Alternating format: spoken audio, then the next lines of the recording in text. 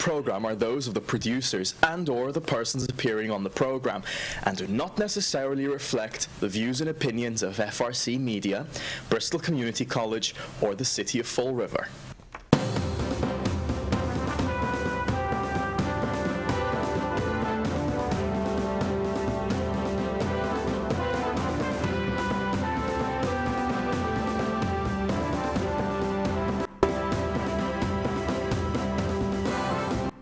That music. Well, hello. Welcome to Spindle City Straight Talk. I'm Chip. I'm CJ.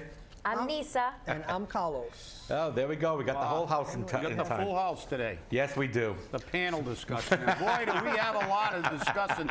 Do we have a lot of discussing to do today? I think so. Because in addition to the last show and all the furor that has caused, which continues to go viral, we have a lot more to bring to you today. Yes, we do. So, digging. We've had some. We're looking at a timeline here, and it's going to be very interesting. Okay, so, I want to get CJ. Get to it. I want to get directly to the debate. The debate. For all those lovely people who have no clue that we have a debate coming up, we actually have a debate coming up, October 28th. 13 days from today. And I am totally disappointed, Chip. Totally disappointed. The number of questions coming from our viewers and the community is so poor on the quality of question and on the number of them that we may actually have to have Bill Rapley, Adam Bagney, Nisa Vinish, and whoever else we decide to have as panelists actually come up with the questions. So I'm going to make a statement here that I'm probably going to get shot when I leave the studio later, but do you people care? Do you people care? I have to ask you this because, you know, our last two debates that we've sponsored and we've worked very hard on, we've gotten a great outpouring of questions. This time, bupkis. We have a few, but still bupkis. I guess you people don't care anymore. And if that's the case, I mean, that's fine. You know, maybe the people's debate isn't necessary anymore. I mean, remember, this is your debate, people. If you don't ask the questions, they're not going to be asked. So if you have a serious question, a policy question, not Mr. Mayor, why did you implement a sanitation fee? Or Mr. Correa, why did you want to bond for 6 firefighters all at once and blah, blah, blah, blah, blah. No, let's get direct to policy issues. Policy issues. Because you know what? Policy is what matters. So please, if we have until next Thursday, okay, to get these questions in for the editorial board and the panelists to start reviewing to see which ones are going to be acceptable. Send your questions to debate@sccstonline.com. Last thing about the debate. Tickets were made available publicly online at 5 o'clock yesterday afternoon. At 8 o'clock last night, they were almost all gone. Grand total number of tickets out there is 500. That's it. Okay, each candidate still has 120 tickets apiece. I don't know how much they've given away. The balance of the tickets were given away either directly by various members of the community. Carlos had some. I know that our co-host Chip out there has a stack of them in his hand, so if you see him, attack him and get a few. But basically, for a free event, we'll use the term, it's sold out.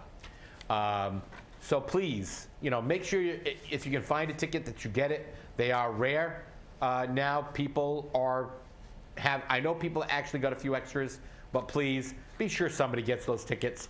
This is the first time this debate will make regional television broadcast over the air, not just on our cable systems, which I want to thank FRC Media and FRG TV for all the work they've put into this debate so far. You know, their sponsorship and their work will not go unrewarded. But, you know, this is your debate, people, so please make sure we get the questions. We need them. Remember, debate at scstonline.com. And now back to the news with Chip Kamara, Nisa Venus, and Carlos Caesar. Well, I have to add to that. I mean, obviously, by the interest in the debate and the fact that the tickets are almost all gone, and they were almost gone immediately as soon as they became available, shows the community interest in it. The fact is, I think that a lot of people basically have narrowed this thing down to a very, very few questions, and they're probably saying that, we have some leftover questions from the primary debate, and that they're looking at a very narrow frame of questioning, as you said, policy. And I think when it gets to policy, they think that a lot of the questions are redundant. And based on what I saw, and by the way, I have to mention, all you people out there who were condemned for your behavior, the last debate with no audience was just as raucous. So you can't blame the people of Fall River. You can say, and look, I'm not saying that in a negative way. I'm glad these candidates have a little passion, and it's good. Unlike some of these people that are saying, the audience should sit there like mummies. I believe in the House of Commons form of government, but send in some questions. I mean, feel free. We're not going to be worried if we have a question that's similar. We'll look at them and take the one and basically frame it. But Chip, I'm sorry to interrupt. I think there's a difference between having a little bit of passion and just being right out obnoxious, which is what people, I find, we're taking away time from their candidates. So. Well, if they want to be obnoxious, I don't really think anybody's obnoxious. Well, I guess you're not from Fall River. Because in our debate, nobody got arrested. So in the other debate, somebody did get arrested. So I'd say they crossed the line there. A little bit of noise. And, the fact is there's going to be noise. This is a very passionate election. Okay. I mean, we have an incumbent mayor who hasn't even served a year yet.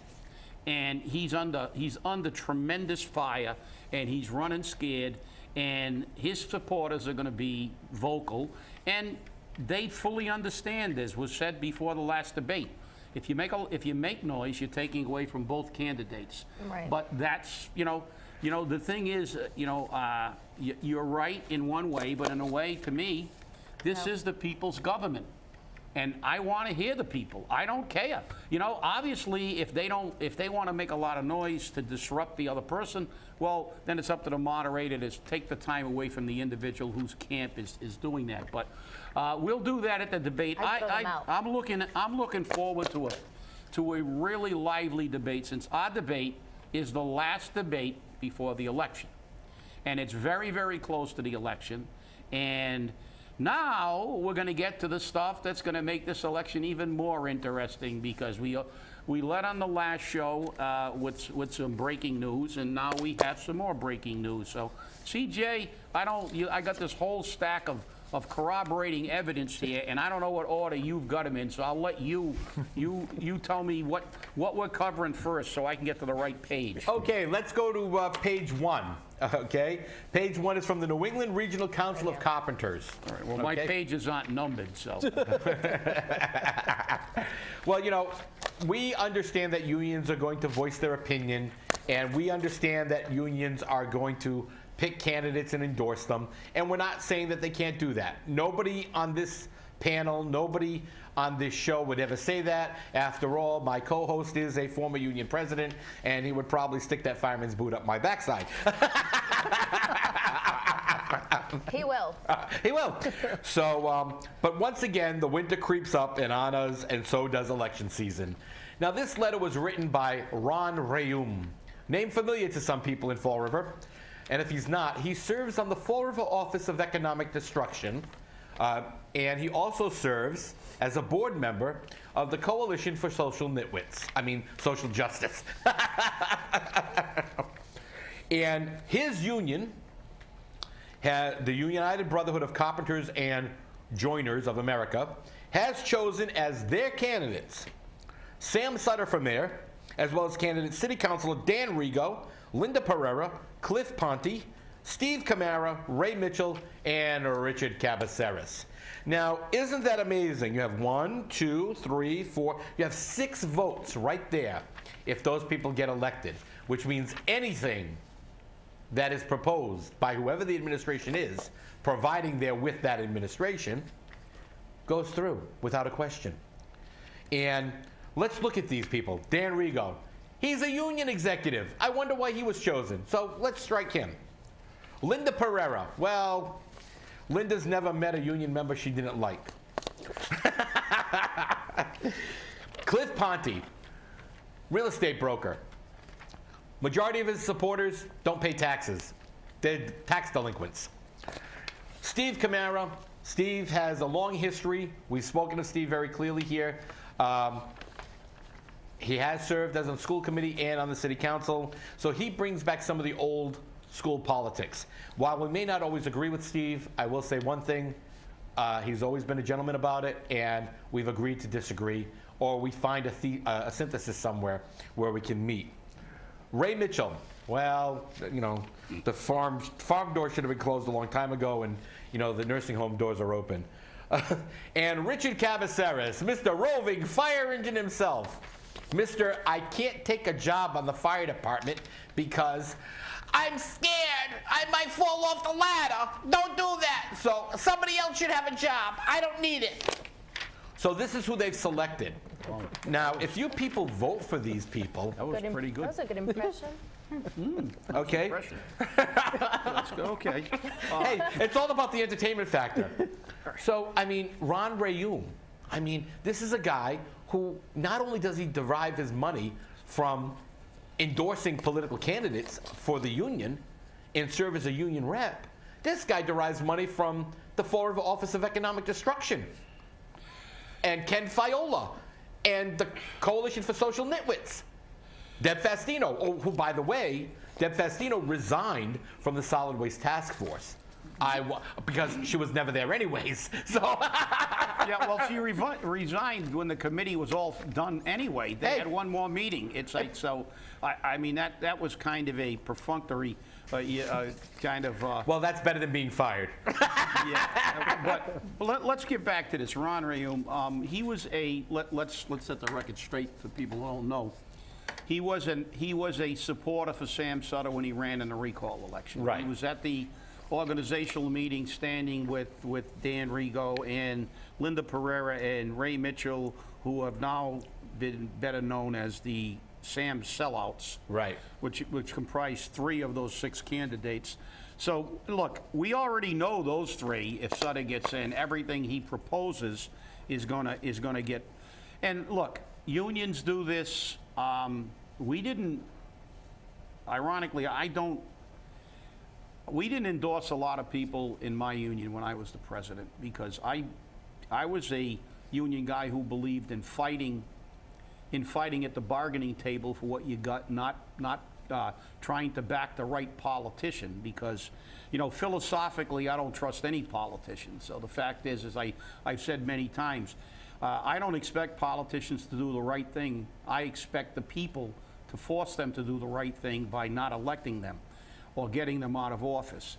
So, look, this letter isn't a surprise, but it serves to, you know, to again, as I said on the last show, to alert the public that, listen, if we don't band together as a group, as a coalition, we don't have to agree on a lot of things, but you have to examine your candidates very carefully, and you have to look at their agendas. And we know that there are money people and there are unions that are supporting these people, and they have every right to do so. But we have to weigh on that the candidate that they're supporting, his record. And if they're supporting a candidate with a bad record, in your opinion, it's obvious that you know, they're doing it for their own agenda, not for the betterment of the city. And, you know, and the fact is that you draw your own conclusions. So we get back to the bottom line. Educate yourself. Look at these people very closely. Listen to what we say. And by all means, check our facts. And, you know, this is the whole thing. And it's, you know, like I said, and Danny Rigo is a union guy, so you would expect, you know, other unions to endorse him, and that's the way it is. So, And if I could just say something here, the only problem I have with this, number one, I don't know the gentleman that you guys are talking about. I never met him. I have no idea who he is. But I have to say the problem I have with this is right now we have 18 candidates. And the job will be well done if he had recommended 9. Okay? I think that was the smart choice, because you will recommend the 9 seats.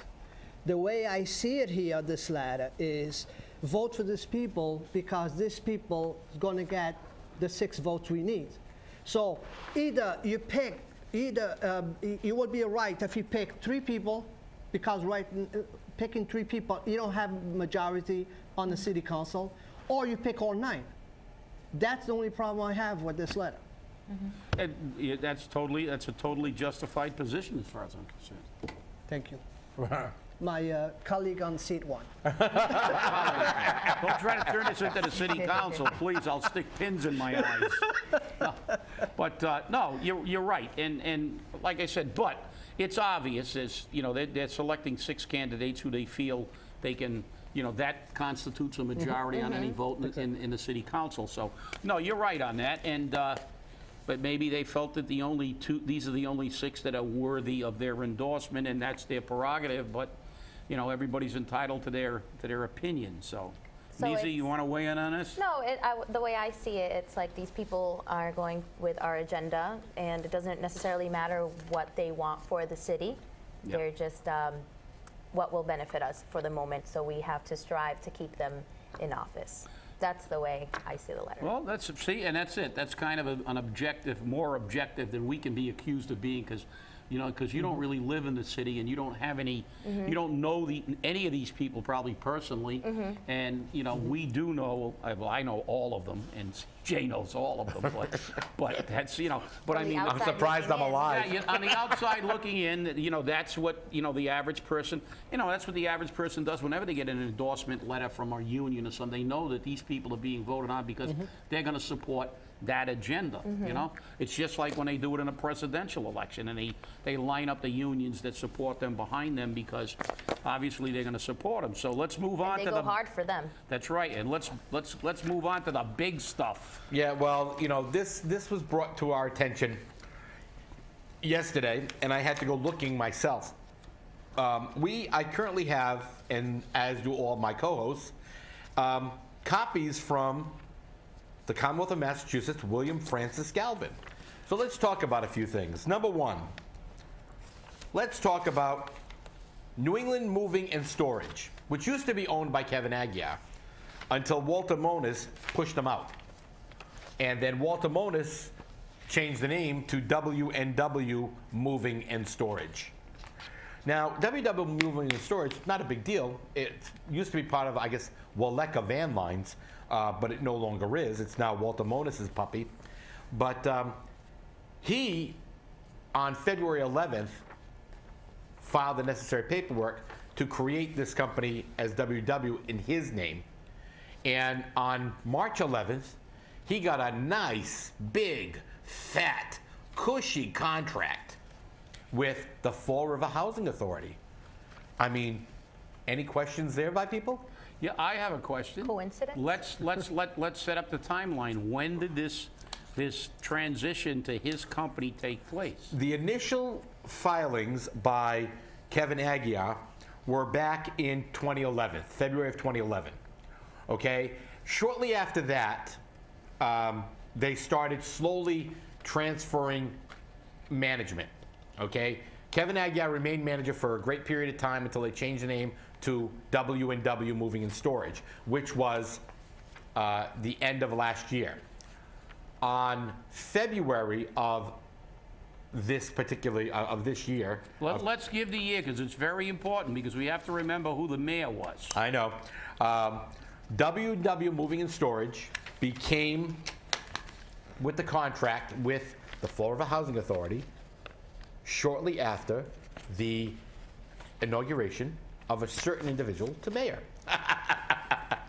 So let's be perfectly frank. I mean, you know, he got sworn in December, And in March, Walter Moniz. And in February, this company became Walter Moniz. It became Walter Moniz, who is also in another company, which we'll name in a second. Walter Moniz decided to get into the moving business in less than, well, because actually he got sworn in on what, almost he got sworn in December 29th. Yeah, 29th of 2014. So we can just kind of throw December out the window and say he got sworn in January. So let's look at this timeline. The mayor is sworn in January. One of his close friends and associates now becomes the owner of a moving company in February, which the last time I checked, it went January. February. So within a month. I think you're right. Yeah. And then 1 month later, in the month of March, that moving company gets a $96,000 contract with the housing authority. Yeah. Wait. Wow. Hold on. What a coincidence. Hold on. That's only the beginning of... Well, I'm saying, but what a coincidence. Yes. I'm shocked. So am I, especially when I filed on April 29th of 2014, a certain company by the name of Sutter and Moniz Property Management, with a business address of 73 Borden Street in New Bedford. The managers of this company are Walter D. Moniz of 73 Borden Street and Dorothy Feliz Sutter of 259 Dexter Street. Now, isn't that amazing? Dorothy Sutter, Dottie Sutter, is a business partner with Walter Moniz. Wait, don't stop there. Don't stop there. Because a certain individual in the Fall River employ, Deputy Lynch, his wife was guaranteed a job by Dottie Sutter. Oh my God. Shocking. At the Fall River Housing Authority. And guess where she works? Anyone on the board know where she works? Anyone on the panel? I wonder how Chip would know where she works. No, I don't. Yeah. No, but I'm saying, but as I said, that is a fact. But the allegation that she was, informants have said that it was Dottie that got her the job. Right. But the rest of this stuff is all, look, there's the Massachusetts seal. It's signed by Mr. Galvin, and our viewers can go directly to the Secretary of State's office. Isn't it the Secretary of the Commonwealth of Massachusetts? And isn't it amazing when we look at this timeline? Sam gets in fundamentally in January. In February, this guy who's very close to him gets a moving company. Then they get a nice big fat contract for 2 years. For 2 years. From the housing authority, and who knows what other business they're funneling through. That may be for just particular services. There may be other things that we haven't uncovered yet. So that's February. He takes over the company, and he gets the contract in March, and then in April they form this company for management between the two of them. So, I guess the moral of this story is we know why they don't care about tax increases and fee increases. They're making plenty of money on the side. Mm-hmm. This is what they do. This is what politicians do. They filter money in. Look, I don't know how many millionaires were made with the big dig in Boston. But I mean, there were, multiple millionaires made with the big dig in Boston. But this is what frustrates me. When I see this and I go before the council complaining about the people in Fall River who don't make enough money to pay their bills, mm-hmm. and then I see people like this who not only make money from the salaries they garner as public officials, but they continue to use their influence to get other businesses. And I'll go back as far as Chuck Sylvia. Some of you people don't know who Chuck Sylvia was. He was a clerk at Sawyer's Men's Shop who became a state rep, who actually beat John Long, who had been in for like 30 years and nobody saw him. He was kind of like a no-show at the end. And he went door to door and he won. And when he was elected, he was just a clerk. You know, he was a salesman down at Sawyer's Men's Shop. He didn't have a lot of money. And then when Ed Lambert ran to unseat him, and he did, one of the campaign things was that his net worth was about $1 million 4 years later. After 2 terms in the State House, he had become basically a millionaire. And you know, this is the problem, and this is what frustrates me, because when you see this kind of stuff and you dig it out, and then we have to see how far investigations go, we see there's no equity. Anybody who thinks this world it's equitable and that people who work get a fair shake.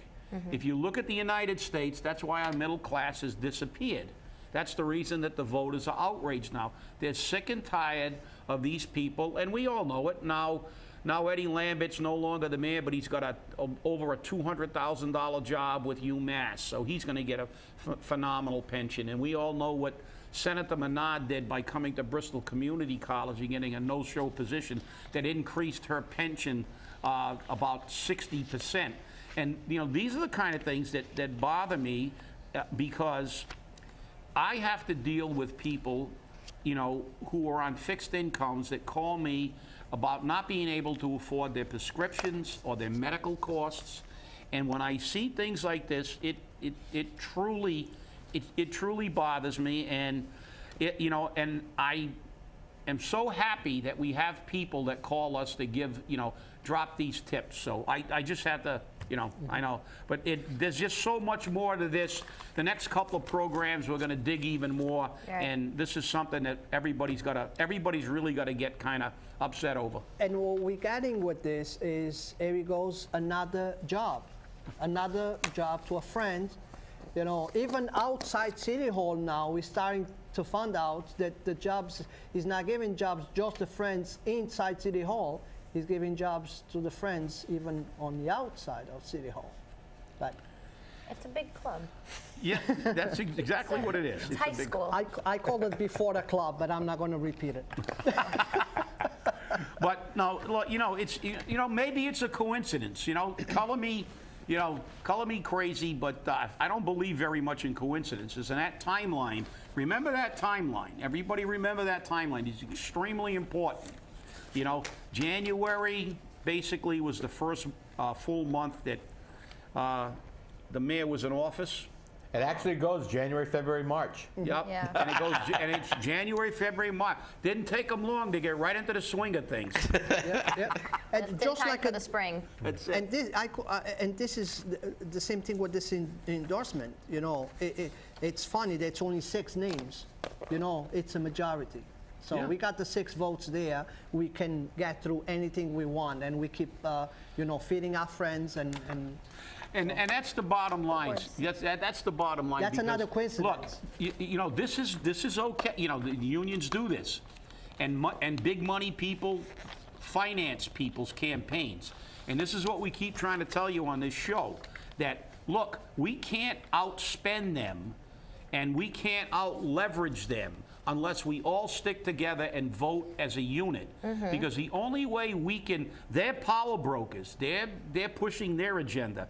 If our agenda is good government, the only way we can succeed in getting that is if we all get together and vote the right people into office. You just have to see right here, it says we cannot afford, see that word? We cannot afford to let the Sutter administration fail in their re-election in the next couple of weeks. Afford. That's right. See, that's an extremely important point, Easy. You're right. Hey, thanks for watching. Have a great weekend, and please get your questions into the debate as soon as possible. We need to hear them, and we stay even angrier. Today, yes.